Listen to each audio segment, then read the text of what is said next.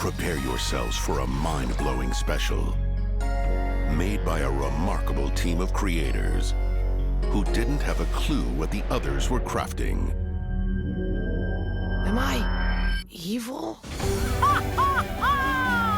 Adult Swim is proud to present The Elephant. Who are you? Hey everyone, it's Jonathan. Welcome to Season 8 of I Heart Animation. Today's episode was almost a spur-of-the-moment decision. I was not even planning on doing a podcast on this, let alone making it my season premiere, but at the beginning of January I watched Adult Swim's half-hour animated special on HBO Max, The Elephant, and I was so taken aback by it that as soon as it was over I texted Conrado Falco and Eli Sanza to see if they wanted to do a podcast with me. The Elephant is one of the most unique animated shorts I have ever seen. It is one story told in 3 parts, and each part is written and animated by a completely different team who have no idea what the others are doing. And somehow, beyond all reason and logic, the story comes together in such a way that it just works. It works so well that I was blown away, and I had to talk to someone about it. Wait a minute. You can make everything better. Yeah, that's right. The deeper you go, the sooner the end. Now you draw the next panel. Such exquisite chaos.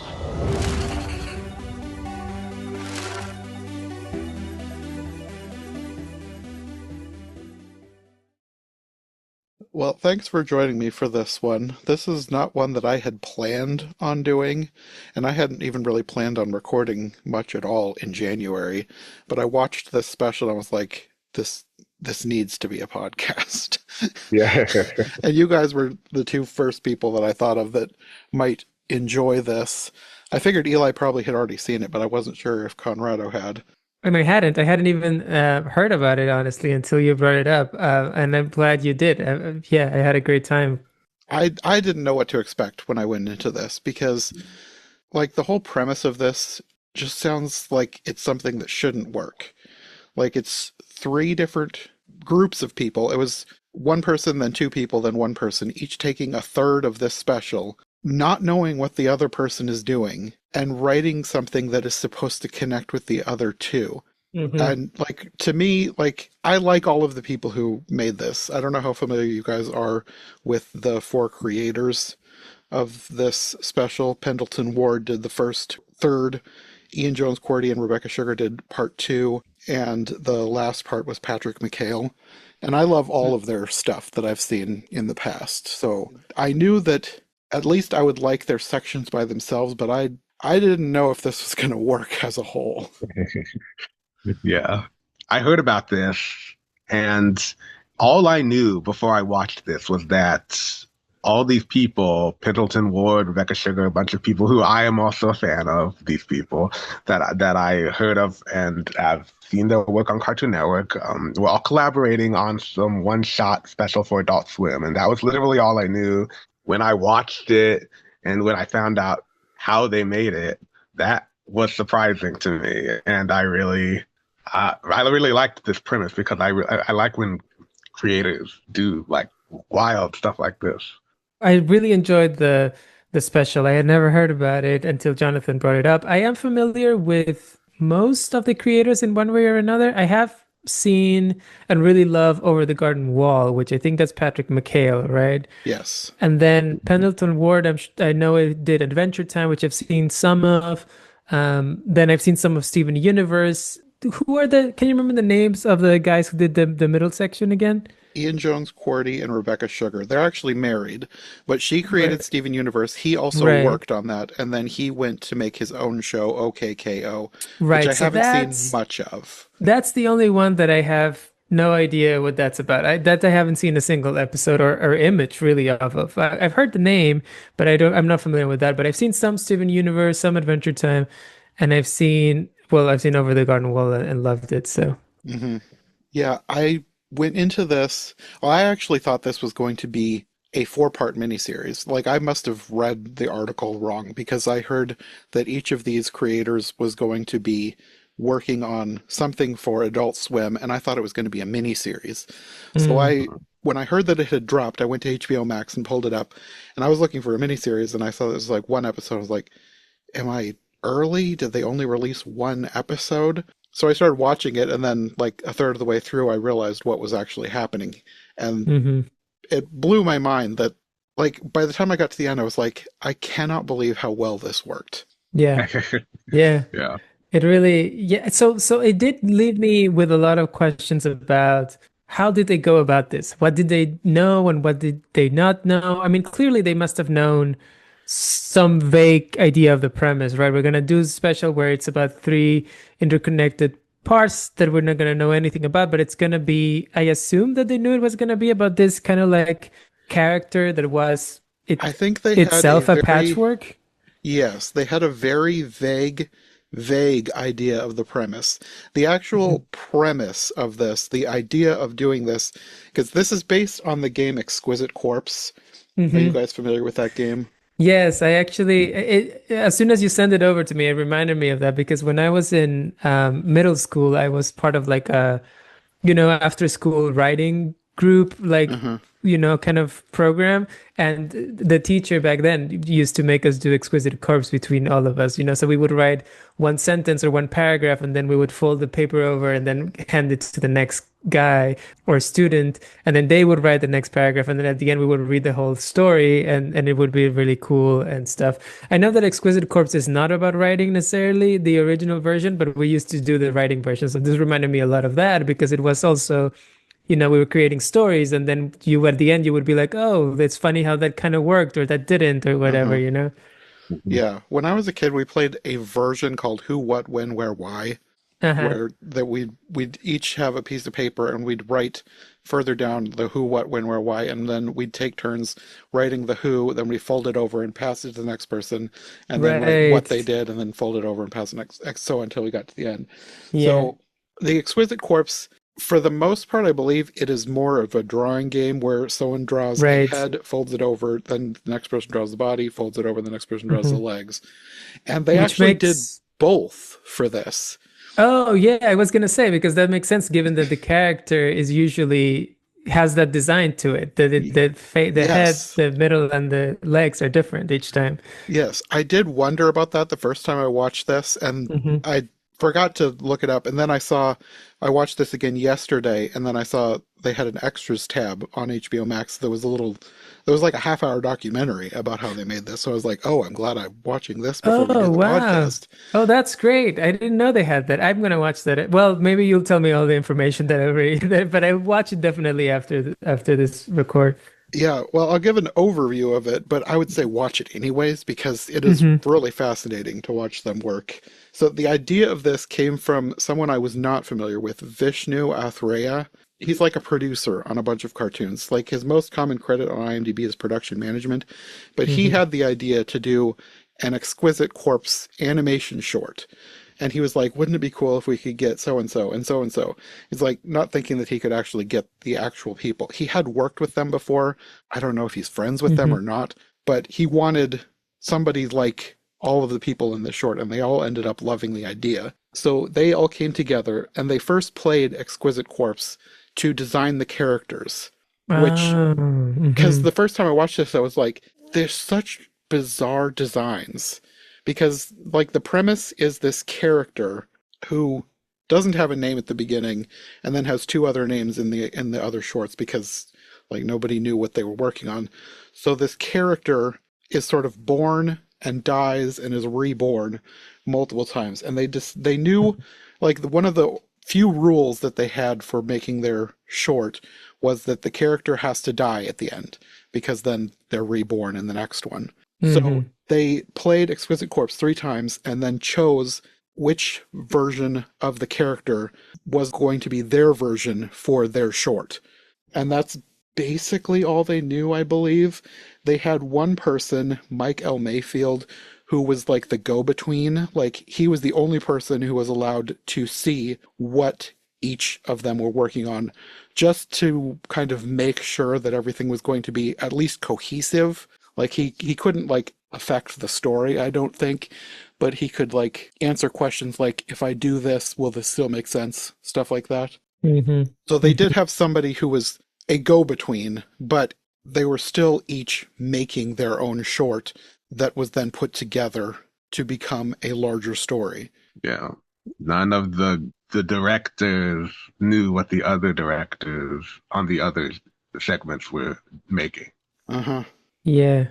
It's really cool. I mean, I think the idea is really, really great. And I was really glad that you brought this to my attention because, yeah, I've been a little bit plugged out of the animation world recently, but so it was nice to see that there's still cool things going on because, the last few kind of like mainstream animated movies that I watched, I kind of didn't really like very much. So it's Hmm. cool to find something like this. I also watched, I don't know if you guys have seen, you probably have this movie, Little Amelie and or the character of Rain, I think it's what it's called, which It's is on up my for awards. list. I have not seen it yet, but I'm planning Okay. to watch it soon.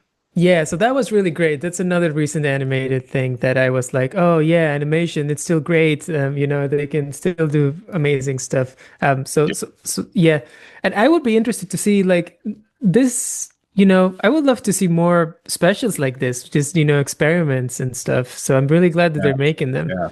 I am very plugged into the animation world, so I'm always seeing the latest movies and shows that are coming out. And Hmm. this, I'm glad you watched this. If you were getting like tired of like mainstream animation, this is a good thing to watch because this is very different from most things that get made, and it's a lot more creative than most things that get made. And especially since it's not even a show or a movie. It's like a half hour special, and like the people who were making this were almost not even certain it was going to get made because it was such a long shot and it's so wildly different from anything else that it was basically just an experiment.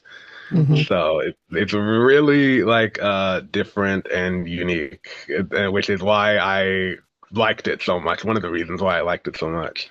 Yeah, I'm kind of surprised at how much I liked it because I went in thinking I would enjoy it for what it was, but I wasn't expecting it to be something that would like grab me, let alone be something that I would be like, I need to talk about this. Yeah, Yeah. I hoped I would like it. It sounded really interesting, and it's like I was like hoping this would be good. It exceeded my expectations though. Definitely the same here. I expected that it was going to be fun and like, wacky and original. I did not expect to come out of it thinking that it really was, it had like a very coherent, Yeah, thematically interesting story to it at the end that I was like, oh, you can actually like analyze and think about this story and what this means and stuff, which And was it, really good.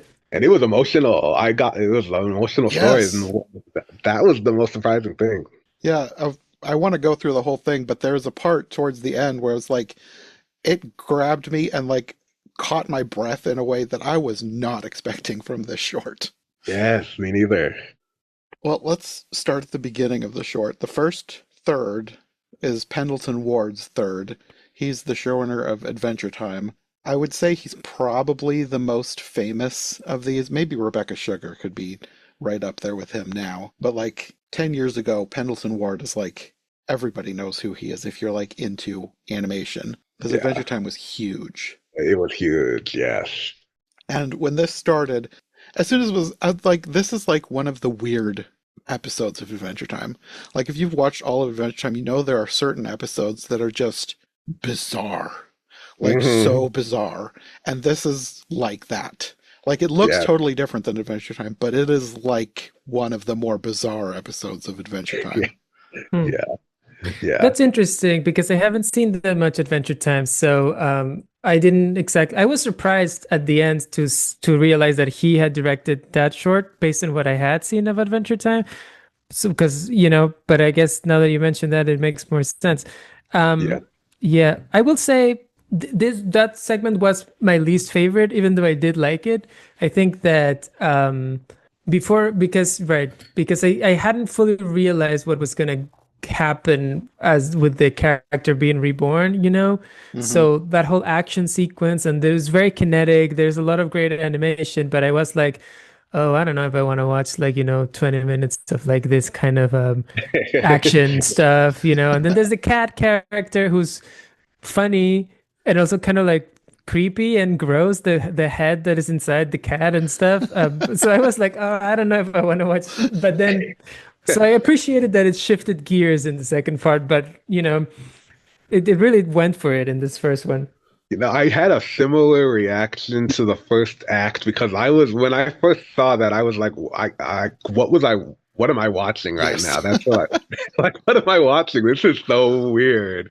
Like, weirder than the other segments, which is why it was a risky thing to start on. But yeah, no, but like I knew that it was like this whole thing was like around 20-30 minutes. So I knew it was going to be short. So I wasn't going to abandon. I was like, I'm going to dive into this. I'm just going to go through it and hopefully this will become coherent or it'll grab me in some way. And yeah, and like, and the great thing is that it was visually really amazing. So it Mhm. wasn't exactly like boring or anything. Yeah, this first third is the most abstract of all of these, which is why Yeah. I likened it to one of the more bizarre episodes of Adventure Time, because Adventure Time could get very abstract at times. Hmm. Yeah. And I'm still not 100% sure exactly what was happening. It seemed like there was some kind of giant humanoid robot creature that was like, I don't know, chained up and being harvested for parts, but it was like Yeah.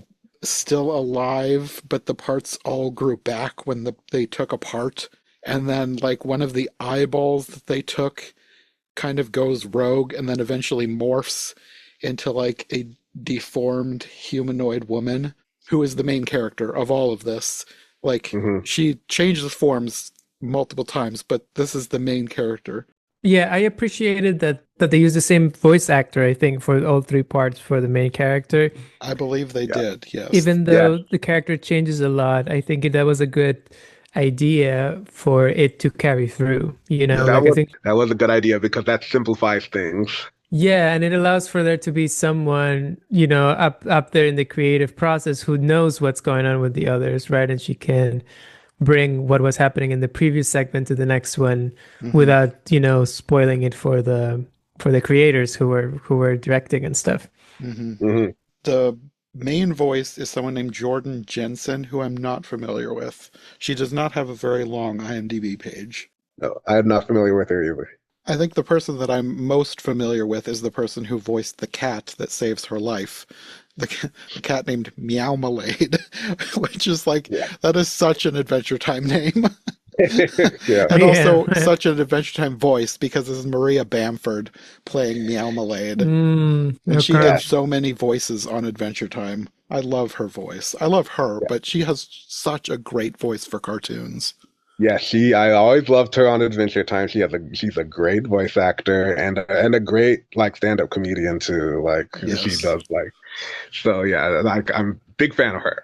Yes, me too. I love her. She has a documentary coming out, I believe. I saw that it was playing at Sundance, and I'm like, I hope that this documentary goes to all the different film festivals because I'm going to the Julian Dubuque International Film Festival, the Iowa Film Festival, basically in April. And I'm like, if they have this movie, I'm going to see it. I've got to see this movie. Hmm. Yeah. And I plan to if it ever streams.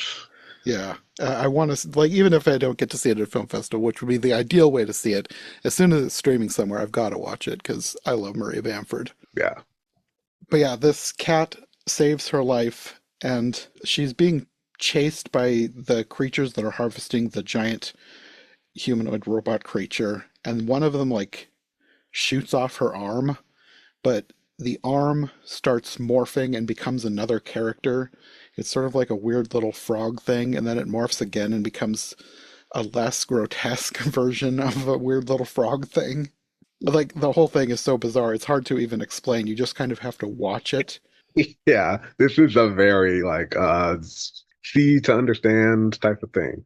Uh-huh. Yeah, I would say yes. That first segment is really experiential in a way. Like you just it. I guess maybe that's good too, because it begins with a bang and it just throws you in there. There's not like, a lot of explanation, exposition, nothing like that. It's just kind of like hits the ground running and throws you into something weird and kind of prepares you to see weird stuff. So then when the later weird stuff happens, you're like, well, this is, you know, Uh-huh. in comparison, this is not that weird. So That's true. Yeah. I'm here for the Actually kind of a brilliant move, actually. Yeah. And towards the end, the cat has brought her to, I guess, an underwater hideout where they keep all of their regular stuff. But Right. The cat the is very funny. You're right. And the voice performance, like you mentioned, is very funny. uh-huh.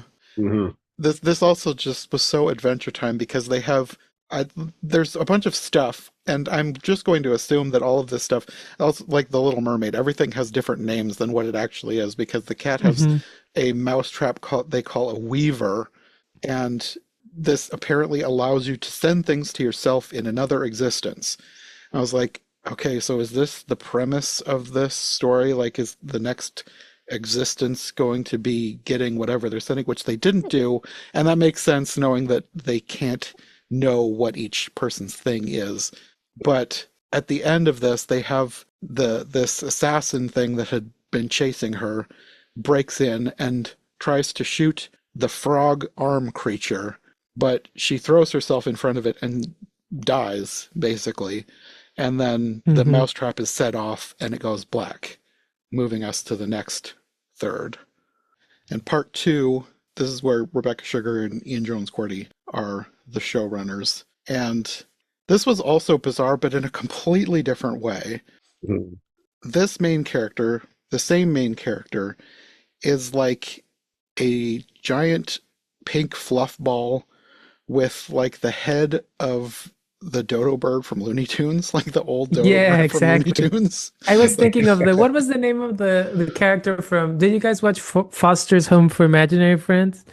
I think I've seen a Yeah. couple episodes, but There it's was been so the long I bird don't remember. character yeah, it reminded me of Yeah. that too. Or Coco, Big Bird. Oh, Coco, that's right. Coco was the bird, and then I thought of Big Bird as well. Mm. yeah, I can see that. But it also had legs that reminded me of like the sexy Patrick meme, like from Oh SpongeBob. Yeah, definitely. When he's wearing the yeah. yeah. The designs are very bizarre and very funny in their own Yes. way. And again, this is like the one that is the most obvious that it is an Exquisite Corpse character because Yeah. the three parts are so completely different than each other. Like there's nothing in common with each of these, whereas the other Yeah. ones kind of looked more coherent a little. Yeah. Yeah, yeah. This is also the one that I think this animation team takes the most advantage of the fact that there are different parts in terms of how they animate the character. The way the character moves is very like, wobbly, almost Uh-huh. gives you a little bit of that rubber hose early animation kind of thing. They're Yeah. really going for it. And it has this long neck and these long limbs, so there's a lot of, waving around that it's like, it's really making you realize what a weird character this is. Yeah. The arms reminded me of like dryer vent tubes, Uh-huh. except they had like rubber gloves on the end, and they really leaned into that with how wiggly and wobbly they made this character. Yeah. Yeah. It was probably my favorite design of the three main characters. Just because it's so, yeah, I mean it's because of the way they animated it and just like how strange it looks. And the legs, you're right to point out the legs. The legs are so funny. When they did the Exquisite Corpse game, they obviously had no idea what the short was going to be, but in the behind the scenes documentary, I think Rebecca said that this was the one that they picked partly because in the middle of the character there's a big button, and she Mhm. said she wanted to see the button being pushed, and then the legs reminded them of like dancers or like rave music, so Ah, that yeah. the between the legs and the button, it gave them like the genesis of this idea of what this middle section became. Her imagination ran wild. Yes.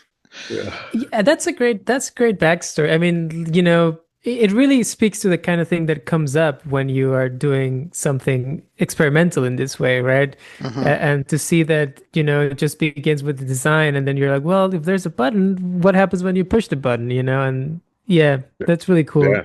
Yeah, the main idea of this segment is that this character, whose their name is Music Button, there's lots of people around that want them to push the button, and the button plays dance music, and everybody dances when this button is pushed. Hmm. And I can't remember exactly what she said about this button, but it was the basic idea of it was it was kind of like with this short, is like people have expectations of what they want from you Yeah. because each of them has done at least one thing that they are very specifically famous for. Like in her case, it's Steven Universe. And people are going to be expecting that a Rebecca Sugar short is going to be like Steven Universe. Hmm. And they explicitly wanted this to not be like anything that they had done before. And this is nothing like Steven Universe. Yeah, Yeah, yeah, I was surprised to learn. I don't even know that much Steven Universe, but the little bit that I've seen, I was very surprised to see that it was them who that did this short. Uh-huh. I mean, Steven yeah. Universe is sci-fi, but that's basically the only thing really that this has in common. Like in Steven Universe, everything is so much more clean and beautiful in a way. Like I would not Sparkly. describe this short as beautiful at all. Yeah, It's very, yeah, it has a grimy look to it with all the Yes. ravers and yeah. when it begins, they're in that apartment and it looks very dreary and Uh-huh. like, kind of It's like depressing. like And they a end up like in a an sewer. yeah. It's like the grungy 1980s urban Yes. vibe, Yeah. which is very much the opposite of Steven Universe. Yeah, there was a part in the documentary where they basically said that they didn't know what the other people were going to do, but they wanted to make sure that all of the parts were very unique. And I think it was Rebecca that said that they were pretty sure that neither Penn or Patrick were going to have like a 1980s raver vibe to their short. Yeah, And they And were they were right. correct. they were right. Yes, good instinct. I also love that the music seems to be so contagious that there's that scene with the grandma that I love that grandma. and then the grandma starts to becomes the instigator. She leads the mob as I know. for more music. That So was, yeah, that was a funny touch. Oh yeah. I already love little old ladies who defy the expected norms of little old ladies. So I Yeah, love that this one played such a huge role in this. yeah, yeah, Even if she became sort of feral and evil by the end. yeah. yeah, she really did. But no, she was funny though. But yeah, the short, everybody wants the button to be pressed and they end up running away from this angry mob.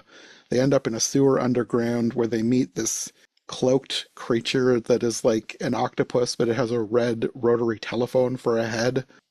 I love that they leaned into making bizarre creatures that are like completely different things all mashed up together. Because there's like a part, I think there's a part earlier where this character is wondering if there's anyone else like her. And she sees this man slash creature. It looks like it has a human body wearing a tuxedo, but it has giant robot wheels, and its head is a fish wearing a bridal veil. Like Mhm. I don't know that I would want an entire series based on characters like this, but I love for this short that they just mashed up a bunch of stuff, and it just works so well for this. Yeah, Yeah, and it really I think that there's something I will say this the second short, this is really when the tone starts to shift and it becomes it's still very funny, but it Hmm. also becomes kind of sadder or like you start to get that existential kind of Yeah. like depressive attitude from the main character and that's very cool to see with a character that looks so ridiculous, like I Yes. think that that's also a very cool thing that they're working with in this short is like, with animation, we are used to these like funny, weird characters, but it's the idea of like how far can you take it so that it looks less and less like a human, but you still kind of like, treat their emotions and take them seriously. And I really appreciated that too. Hmm. yeah. And also, this was the one that started having a little bit more coherence in the narrative, and so Yes. it was a lot easier to draw me in. So this was when I was really started to get pulled into it. Hmm. By the end, yes, I was very invested in this character because, like, at the beginning of the short, like, obviously you're not super invested because, like, I didn't really know exactly what was happening because you start with this one character who was born of a mutated eyeball. And then that person dies, essentially, and is reborn as this bird thing. It's like, I don't know what this is. And like, I like watching this, but I'm not invested in this character. But then by the end, when they meet this octopus telephone creature that is talking about like submitting to her destiny and like not looking into too much stuff, and like she's thinking that she's under some kind of spell, I guess, and she wants to be free to be her truest self. She wants to get rid of this button and throws it to this angry mob who are all excited that they now have this button. But then she starts morphing and becoming all these other creatures and says she wishes her time here hadn't been so short, and then explodes. And then another character that I've just started getting invested in is now essentially dead. Yeah. And then the button stops working, and then there's a voiceover saying, if everything has a beginning and an end, then this was just the middle. And then we go into the third reality, which this section is Patrick McHale's. He was the showrunner of Over the Garden Wall. And I was not expecting this of Patrick McHale. Not that I would have expected the middle set, like I kind of expected something like the beginning from Pendleton Ward, because he just is bizarre in a very good way. But like the middle section, not expecting that from Ian Jones-Quartey and Rebecca Sugar. But I was truly not expecting this from Patrick McHale, because most of what I know Patrick McHale is from is Over the Garden Wall. Yeah, he helped write Guillermo del Toro's Pinocchio, so I have a little more beyond Over the Garden Wall from him to go off of. But this is so completely different than Over the Garden Wall, which I appreciate. But I was not expecting the way this started to be Patrick McHale. Like watching this the first time, I didn't know who had done each section. Like, I kind of guessed that the first part was Pendleton Ward, and I kind of guessed that the second part was Ian Jones-Quartey, and I didn't know who was going to be where. I did not realize until the end that this third part had been Patrick McHale. It was so completely different than what I had expected from him. Yeah.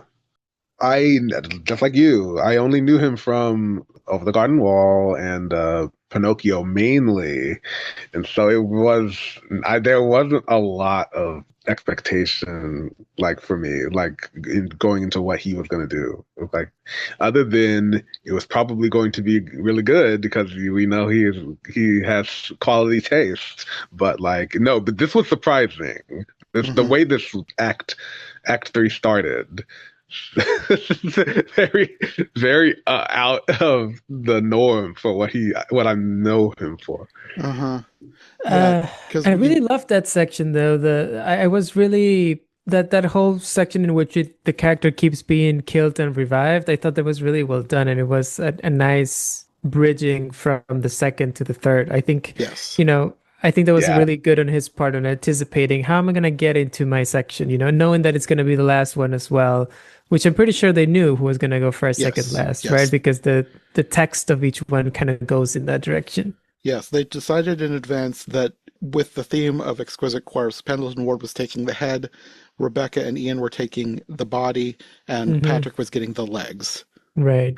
And I love how they incorporate a bunch of different animation styles from a bunch of different filmmakers in the last segment. That Patrick McHale let other people do their own thing within his segment.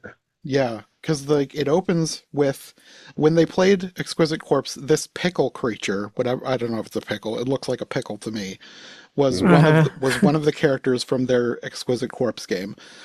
And I'm kind of glad he killed this thing off quickly. Because I really like the character that he ended up basing the entire short on, which I don't think was part of the original Exquisite Corpse game. I could be wrong, because I don't think they showed that in the documentary. Oh, really? That's interesting. I'm glad that they killed off the pickle creature, because I like it for this brief window of time, but I don't know that I'd want a whole short based off of this thing. Patrick McHale said that he was because Pendleton Ward and Rebecca Sugar took those first two Exquisite Corpse characters, he was stuck with this one. So Mm, I wouldn't be surprised if he wanted to kill it off so that he could do his own character. Because he yeah. said he wasn't like dying to do the pickle creature.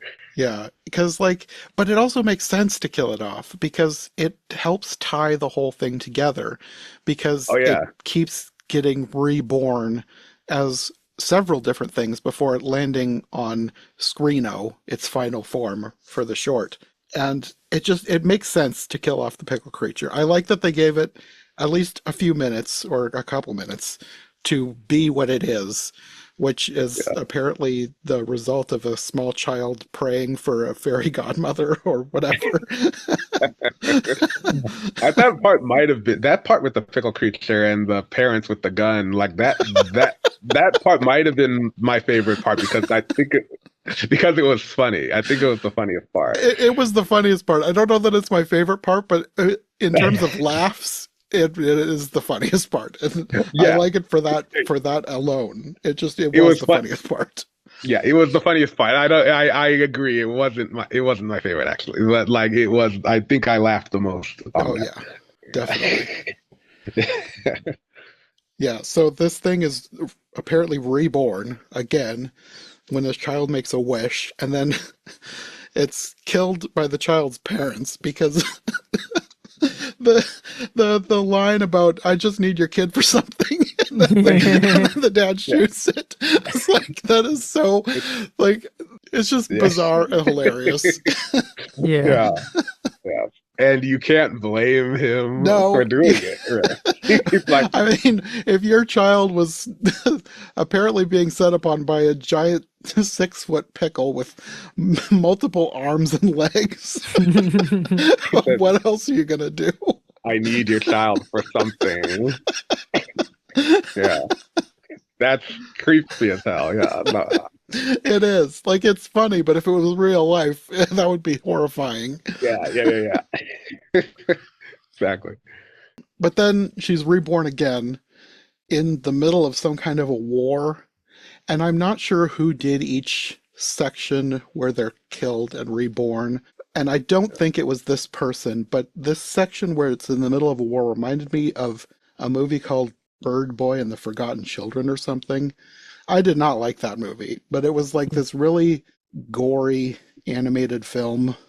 But there's just something about the vibe of that movie that reminded me of this little section in the war. Yeah, I don't know. I don't know the filmography of the animators and artists who worked on these like small in between segments, but like that war segment was done by someone named Nick Diliberto, and he's done films before, but I don't know what he's done. So maybe he could have done something we've seen before, but I'm not sure. I The don't ones think that it's the same director because I looked up the director while they were like listing off different people who had worked on that section. And the director of yeah, Bird Boy is Alberto Vasquez. And I Mhm. don't think that that name was mentioned at all. So, okay. Yeah. but there was just something about the gross visceralness of the war that reminded me of that because the Bird Boy movie was just gross and visceral. You're right. Similar vibes. And then, of course, it's a war, so she's killed immediately again. Right. And then wakes up in another art style in a bathtub, fully clothed as a little boy with a giant head. And then they try to stand up and they fall over and die again. Oh yeah, that was funny too. This whole section is really funny, and obviously in a very dark Yes, black comedy kind of way, but they do have a lot of fun with it. yes. Agreed. And then this is where they wake up in the final body of the short. Now she is a technologically organic hybrid creature named Screeno who has a television for a stomach. Mm. Hmm. And And looks a little bit like Gumby or like a frog, has like a frog yeah, the face. head is indeterminate. I don't know what the head is. Yeah. I thought it looks kind of like a heart head, but I like, Yeah, like if a frog had a heart for a head, maybe. I Yeah, can't. yeah, A frog slash heart slash Gumby. yeah. Yeah, I could not determine. But then this is where like the whole thing really starts coming together because she wakes up as this Screeno creature with an anime scientist. Hmm. Yeah, And yeah, that's pretty much. and that's really cool too because I think they're making a real effort to have each section have distinct animation styles Yes. and I guess this is why we're all talking about how this didn't feel like Patrick McHale or it was so surprising because it does have like that anime feel to it. Uh-huh. But very different in terms of, color palette and style of animation from Over the Garden Wall. Yeah, because like when I think of Patrick McHale, I think of Over the Garden Wall. Like even Mhm. though was such a huge part of Guillermo del Toro's Pinocchio, I don't think of him specifically because that was Guillermo del Toro's movie. Yeah. He just And kind of even helped with the script. totally. And even the Pinocchio movie, it does have a little bit of a Over the Garden Wall feel to it, obviously mixed in with other stuff, but you have that kind of Hmm. like old-timey aesthetic and, Yeah. kind of handcrafted thing to it. This is very slick, Yes. anime, contemporary, modern. So yeah. Yeah, that's why I did not clock this as Patrick McHale at all until I looked it up. Because I was expecting something that looked like Over the Garden Wall. I shouldn't have, but that's what I went in thinking. Yeah, Hmm. yeah. But this was the my favorite segment by Mine far. too. Yes. It's the part that felt the most real for a short about a robot television creature learning to Yeah, accept their life.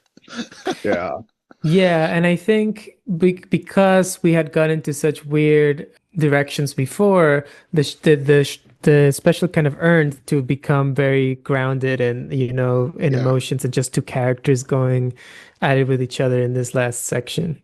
Yeah. Yeah, the thrust of this section is she doesn't want to keep doing this over and over again, like because she's aware that she keeps dying. She apparently is retaining the memories of all these past lives in some way. Like she knows that she has been alive before and will continue, but she sees that this anime scientist, what was his name? Dave? Dan? Dan, I think. He's built her with a kill switch for whatever reason. So she wants to flip this switch, die, and hope that that's the end. But he doesn't want to, and they start talking and like start to genuinely become friends, which is it's so interesting that they were able to do that so quickly.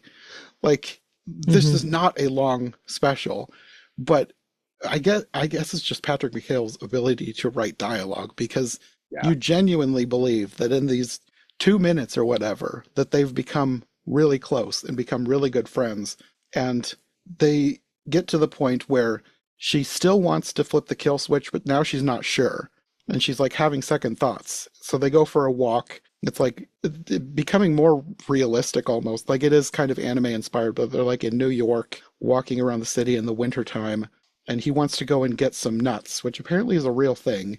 Oh yeah, definitely. Nuts for nuts. There's one a couple blocks from my apartment. One of I those was going to carts. ask if you knew Yeah. what this was because I saw people online saying that this was real. Yep. And they're pretty good. And they smell really good. When you're walking down the street and there's one of those carts, you're like, oh, that's that smell. You want to get some nuts. Because they have Uh, like they're like candied and stuff, they're like sweet oh, nuts, sweet yeah. cashews, that kind of thing. I wonder, it's probably similar to like every Christmas, my cousins and I go to a store called Mulholes to get. Sarah likes to get a real Christmas tree. She didn't this year because they were, for whatever reason, like twice as much. She couldn't afford it. But right inside the door at this, it's like a giant mall slash garden center. They have it's not a cart, but it's like a little building where they roast nuts. And I wonder if Mhm. it's a similar thing because it's like candied cashews and pecans and Oh, I everything. bet I bet it's the same thing. Yeah, that sounds about right. They're really good. We only got them once, but every time we go in there, the smell is just so good. Hmm.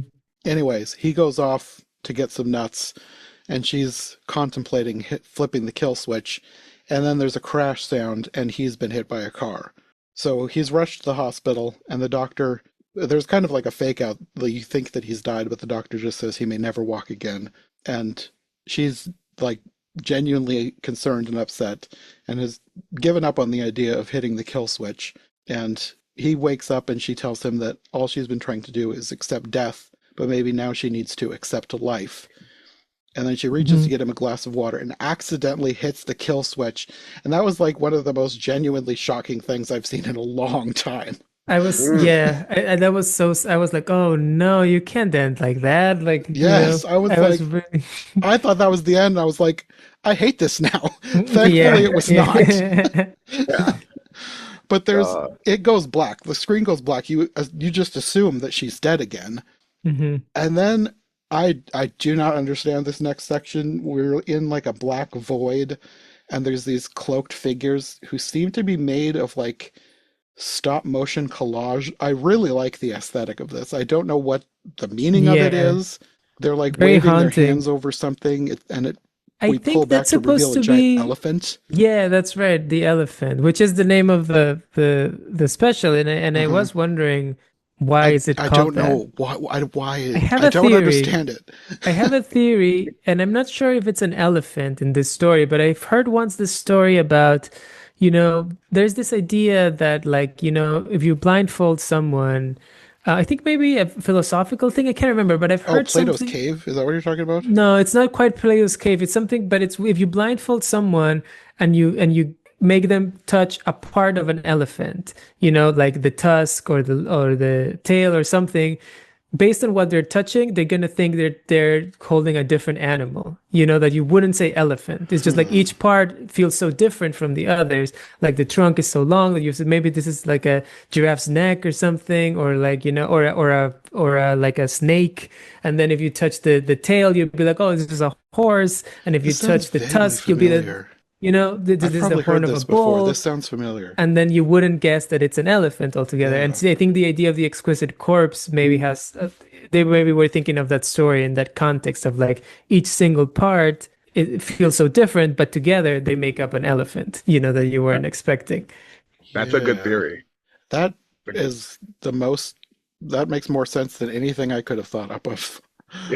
I think we'll go with that because we don't have another explanation. Yeah, it I took me don't a remember while them to. addressing that in the behind the scenes. hmm Yeah, that's the only thing that came to mind in terms of like why they would have named it that.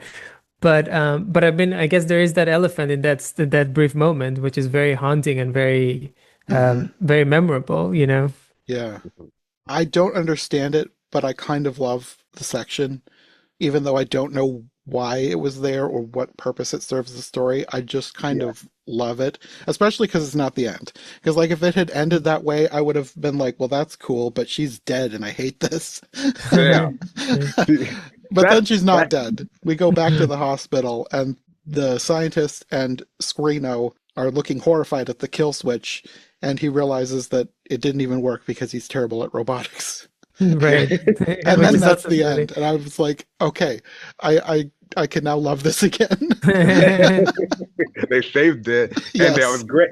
And yeah, they saved, and it was great and that was a great ending too because they set up that he was a bad scientist. Yeah. So the setup was there, and so it wasn't like it just the kill switch didn't work for no reason. Uh-huh. No, I'm glad it ended where it did. Like that's the perfect ending for this bizarre short, and it is part of the reason why I love this. Like I would have liked it as a one-time experience regardless. Even if it had had a bad ending, I would have been like, I hated the end, but I'm glad I watched this because I've had that before. Well, Yeah, with the Snow White that you and I talked about, Conrado, I hated the That's ending of that right. movie, Yeah, but I that's loved a the experience of the movie itself. mhm. Yeah, And yeah. this could have been that again, but they saved it. They couldn't save it for that Snow White version, but they saved it for this one.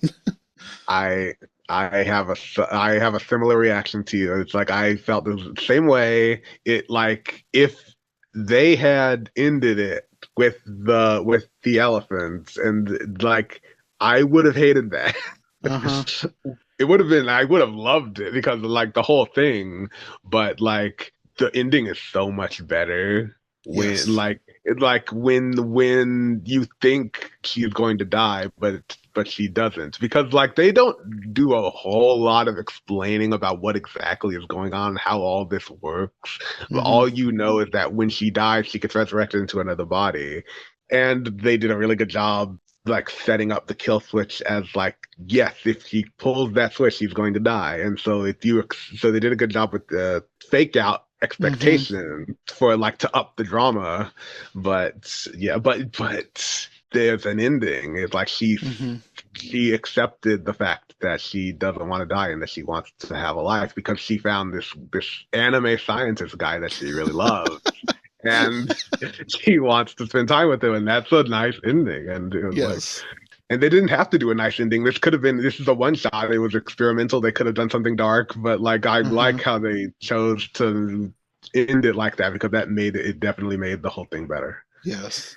And I think there is something really, sweet and thoughtful about where the story ends up going in terms of it kind of like becomes, to me, really a story about sort of like, I guess kind of like depression and self-acceptance in some ways of this character that keeps having to live through life in these bizarre bodies that they, feel uncomfortable with. Like in the last section, Escrino even, I think, verbalized at certain points that she doesn't like her body, that she's like, I'm just like this weird creature. Why would you design me this way? Like, what's the whole point of this? Like, and then to like really be able to get a little bit out of herself and connect with someone else is the thing that, brings her to embrace her existence in life. That seems pretty truthful to me. So I really appreciated where the story went.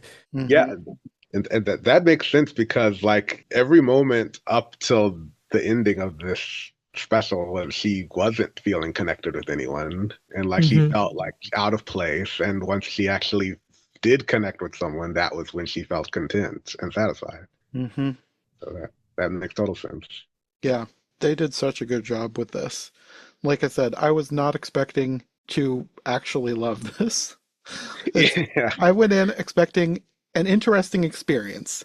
I did not expect to like it so much that I felt like this needed to be a podcast where I talk about it with somebody. Yeah. It was like so surprisingly well made. Like it was, and when you think about how the directors were working with each other, it was sort of accidentally well made in a way, Yeah. and which might be why it was so good. I don't know. I don't know. Yeah. Well, there was a thing also in the behind the scenes where I think it was Pendleton talking about how like they were unsure obviously whether this was even going to work. But then towards the end, I think in the Screeno section there was a line about talking about her being reborn for someone who needs them. And like I think in the context of that, I think she was talking about Dan, the scientist. But then Pendleton is reflecting on that and he's like, that helped with the other sections because it made things make sense that they weren't even intending to. Because like in his section, his character saves the arm frog, which is a bizarre sentence. But like in that life, her purpose was to save the life of the frog creature. Like you don't know what eventually happens to this frog creature, but you can just imagine that this frog creature goes on to have an important life in some way, but it wouldn't have if the assassin had killed the frog. So she sacrificed her life to save the frog. Right. And yeah, and you'd get a little bit of that too in the kind of like revival montage with the kid that wishes her into existence and things like that. Yeah. Oh yeah. Right. Yeah. No, it all worked so well. So much better than I would have expected. Yeah. I have a blog where I like highlight all of my favorite whatever of the year movies, video games, TV shows, what's anything.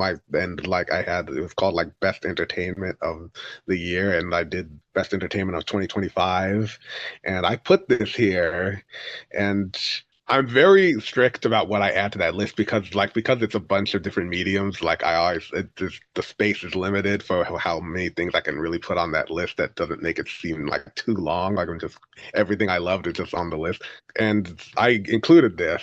and I really wasn't expecting to. It was like it came this if you yeah this came out in December. It was like very close to the end of the year, and Hmm. so I was like, what are the chances that this like random experimental one shot on Adult Swim was going to like that came out at the end of the year was going to be added to the list, and it was like, and I was already in the process of making the list, but as soon as I saw this, I was like, I have to add this. Yeah. I can't not include this. This is too good. Yeah, definitely.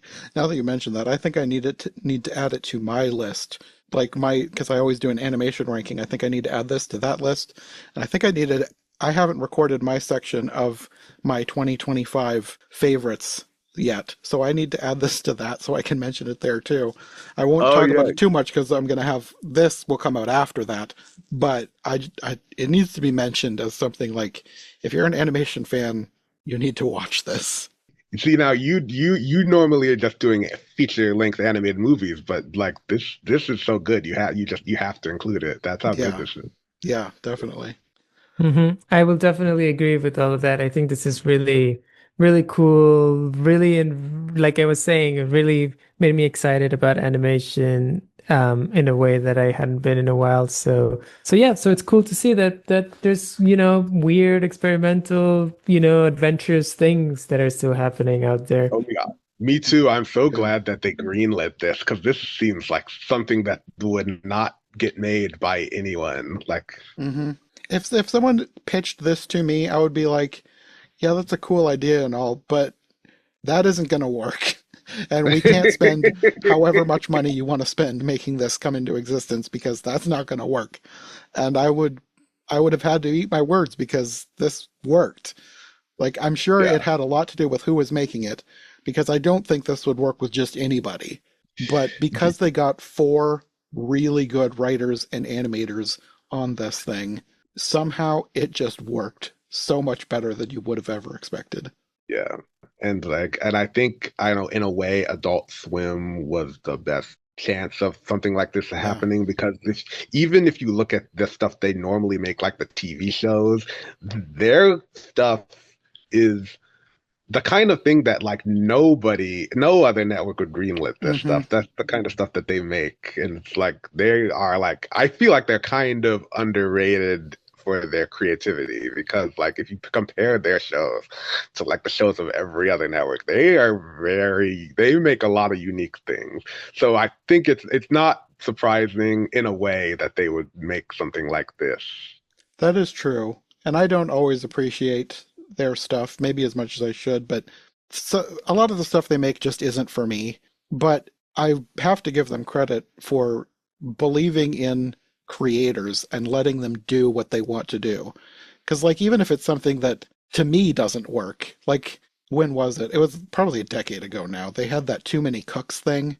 Yeah, I remember that. That was bizarre, and I didn't really like it, but it became such a meme. So many people loved that thing for whatever reason. Yeah. But that would not have Uh, been made by anybody. yeah, And like, that's even if I true. don't like something, somebody likes it. And Right. Adult Swim has to be thanked for letting people do what they want to do.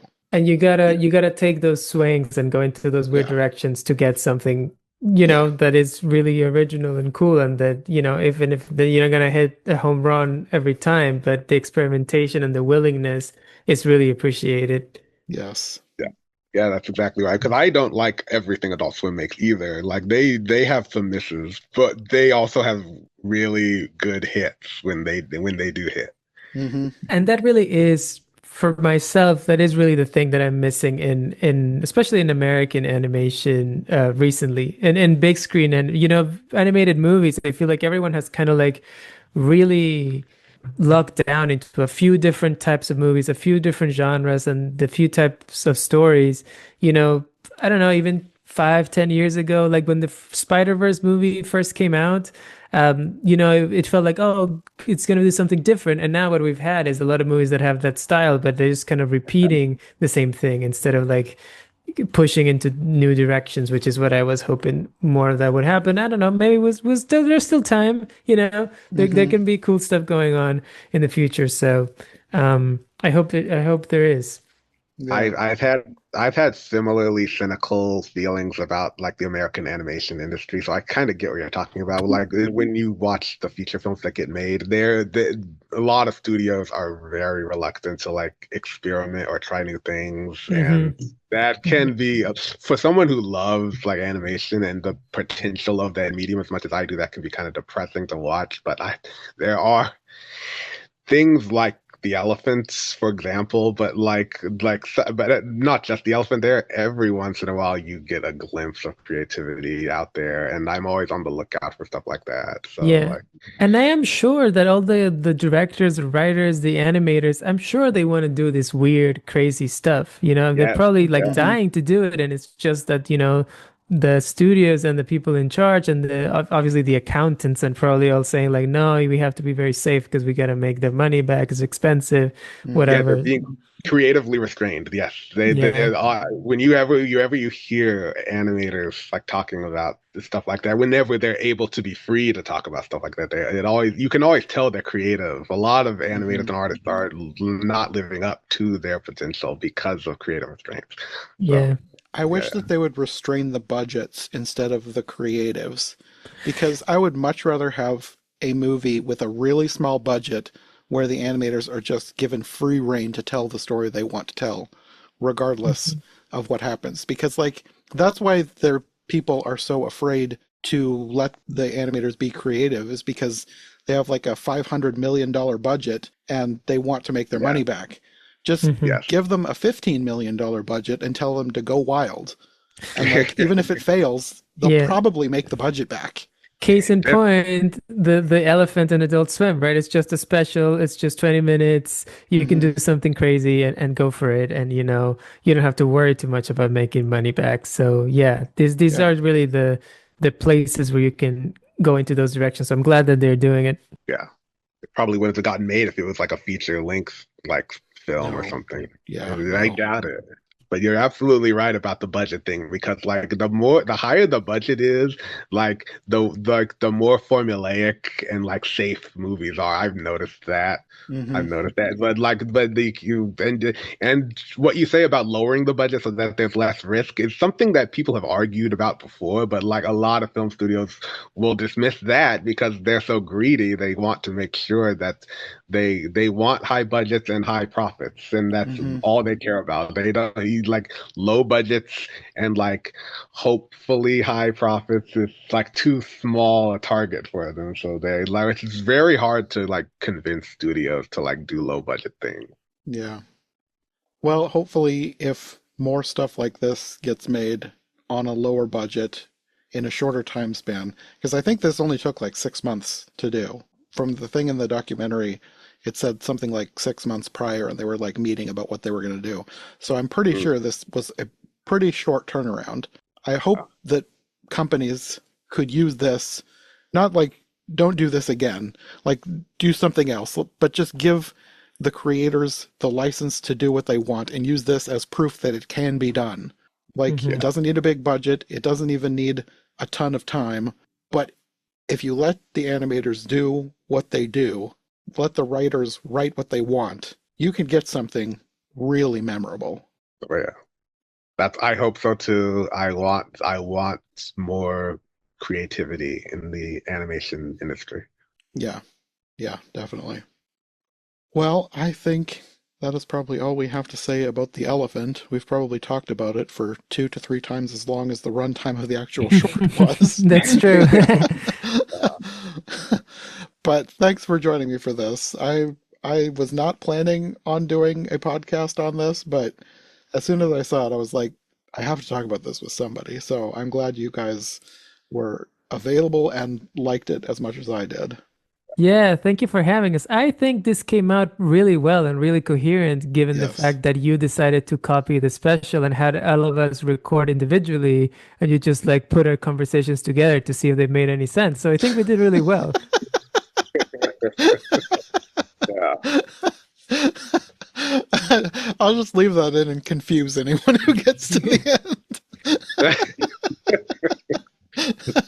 As soon as you like asked me if I wanted to talk about this, I immediately said yes because it was like I absolutely like I was still on the high of watching this when you approached me about a podcast. So I was like I have things to say. I definitely want to discuss this. Yeah. Well, thanks for joining me. I'm sure we'll be back with something else in the future. But until then, do you guys want to let people know where they can find you on the internet if they'd like more from you, Conrado? Yeah, sure. I'll go first because it'll be quick. If you want to find me, you probably have to go on Letterboxd. That's really the only social media that I'm using right now, which is, for movies and stuff. And you can find me if you search my name, Conrado. My username is technically Conrado III. So if you search for that, you'll find me as well. I'm the guy with the little Gomez Adams emoji avatar. So that's how you can find me, and then you can see what I'm watching, and I do tend to write short reviews there as well. I try to keep up with that. So yeah, that's where you can find my thoughts and whatnot. Okay, and Eli? Yeah, I'm mostly on Twitter and Blue Sky at eJunkie2014, but I also have a blog where I write longer posts about the entertainment industry, and that blog is called the Entertainment Junkie Blog, and my website is ejunkiblog.com. Okay, well, thanks for joining me, and we'll see you again soon for something else. Sounds good. Thank you for having me. It's always a good Thank you. time. Thanks for listening to iHeart Animation. If you enjoyed this episode, make sure to subscribe and follow my co-hosts as well. My link tree and all of our links will be in the description below. If you want more of my content, all my podcasts are available on YouTube as well as most podcast platforms. If you enjoyed this show, check out one of the other podcasts or check out my Patreon for bonus and extended episodes you won't find anywhere else. We'll be back soon with another brand new episode, so thanks for listening and we'll see you next time.